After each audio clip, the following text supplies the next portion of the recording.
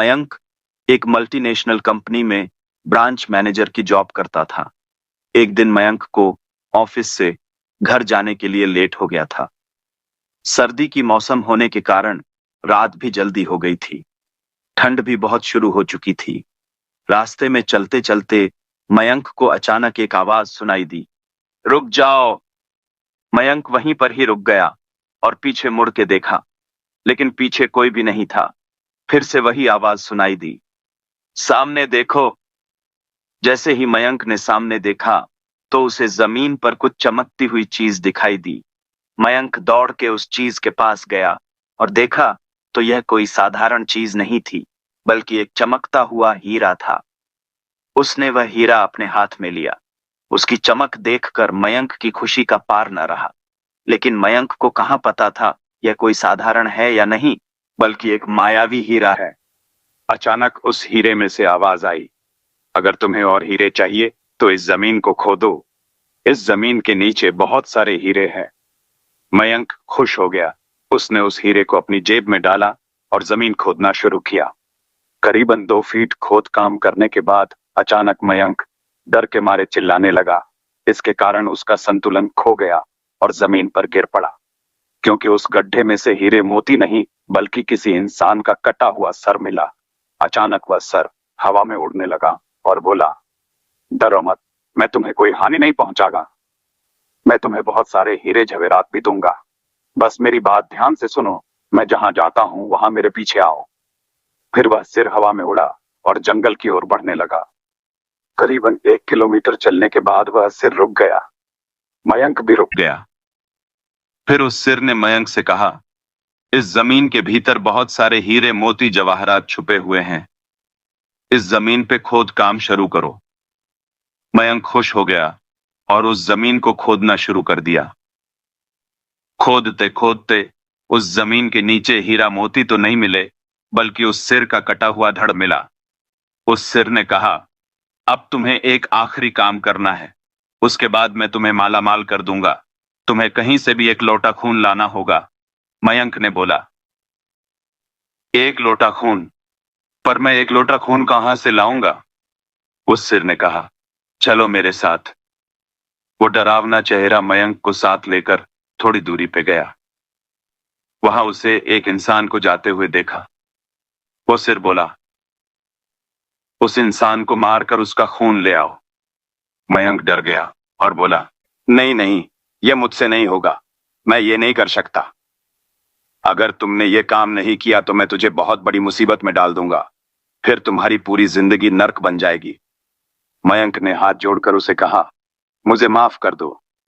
अगर मैंने उसे मार तो मुझे पुलिस गिरफ्तार कर देगी और मुझे जेल जाना पड़ेगा। उस सिर ने अपने तंत्र मंत्र की शक्ति से एक छुरी और लोटा प्रकट किया और गुस्से से बोला, अगर तुम मेरा ये काम नहीं करोगे तो मैं तुम्हारे पूरे परिवार को मौत के घाट उतार दूंगा। मयंक ने मजबूरी में आकर उस आदमी को मार डाला और उसका खून लेकर उस सिर के पास गया। वो सिर खून को देखकर बहुत खुश हुआ और बोला, यह खून मेरे शरीर पे डाल दे। उस सिर के कहने पर मयंक ने खून को उसके शरीर पे डाल दिया। फिर कुछ ही देर में वो कटा हुआ सिर उस शरीर पे जुड़ गया। यह सब देखकर मयंक की हालत अब खराब होने लगी। वो उस भूत को देखकर काफी डर गया।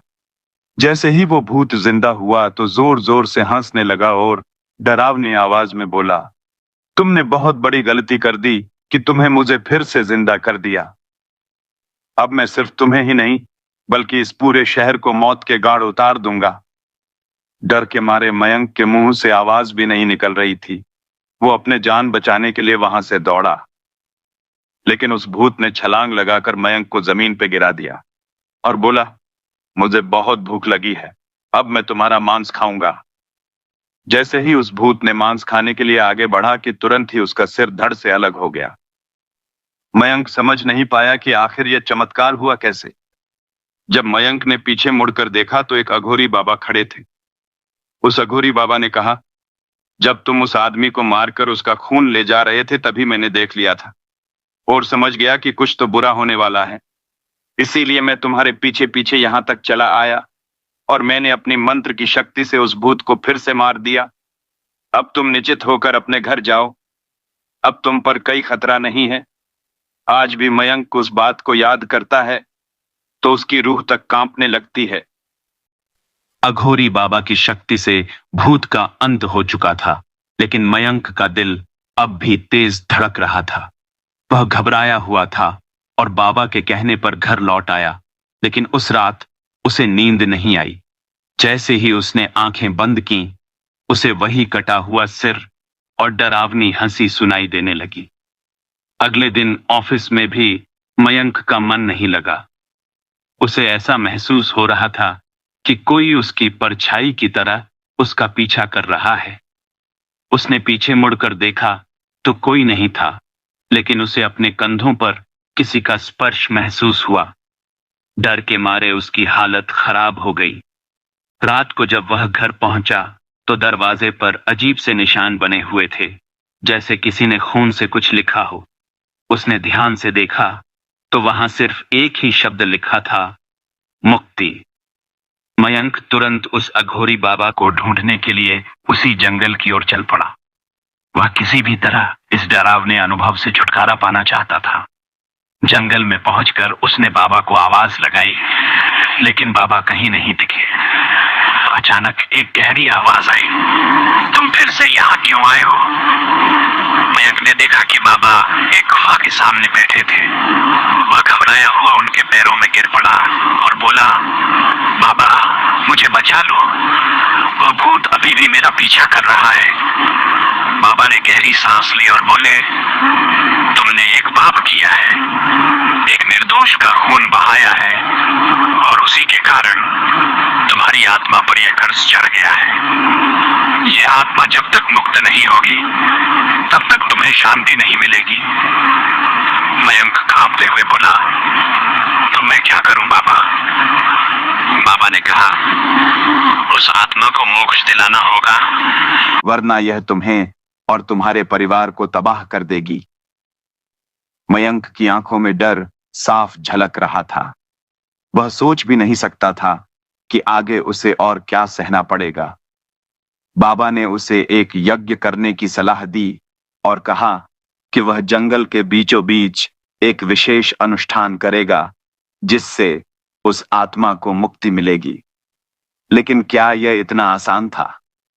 रात के अंधेरे में जब यज्ञ शुरू हुआ तो अचानक तेज हवा चलने लगी। चारों ओर अजीब सी आवाजें गूंजने लगीं। मयंक ने देखा कि वही कटा हुआ सिर हवा में तैर रहा था और भयानक आवाज में हंस रहा था, मुझे कोई मोक्ष नहीं चाहिए, मैं तुम्हें नहीं छोड़ूंगा। भूत की भयानक हंसी पूरे जंगल में गूंज उठी। आग की लपटें तेज होने लगीं और मयंक घबराकर बाबा के पीछे छिप गया। अघोरी बाबा ने आंखें बंद की, मंत्रों का जाप शुरू किया और अपनी तंत्र शक्तियों से एक त्रिशूल प्रकट किया। अशुद्ध आत्मा, यदि तू मुक्ति नहीं चाहती तो यह अस्तित्व भी तुझे स्वीकार नहीं करेगा, बाबा ने गरजते हुए कहा। भूत चिल्लाया, मैं तुम्हारे मंत्रों से नहीं डरता, मुझे केवल बदला चाहिए। मयंक कांपते हुए बोला, बाबा यह बदला किस बात का ले रहा है?